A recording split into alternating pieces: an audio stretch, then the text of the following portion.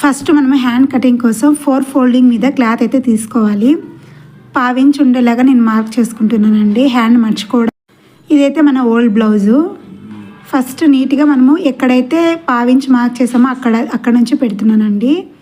So షోల్డర్కి ఒక mark చేస్తున్నాను, చంక డౌన్ ఒక మార్కింగ్, లూజ్ హ్యాండ్ లూజ్ దగ్గర ఒక మార్కింగ్ చేశానండి.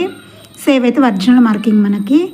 సో చూడండి, వస్తూ వస్తూ ఒక 1 ఇంచ్ వరకు మరి డౌన్ చేయాలండి. ఎస్ షేప్లో రావాలి మనకు.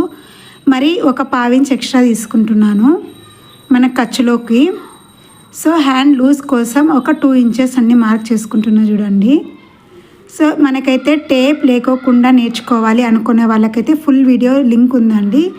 బిగినర్స్కి అయితే టేప్ మెజర్మెంట్ అంటే కన్ఫ్యూజన్గా ఉంటుంది కదండి. సో అందుకే నేను టేపే యూజ్ చేయకుండా ఓల్డ్ బ్లౌజ్తోనే మెజర్మెంట్ చేసి నేను బ్లౌజ్ అయితే కట్ చేశానండి ఓల్డ్ బ్లౌజ్ ద్వారా.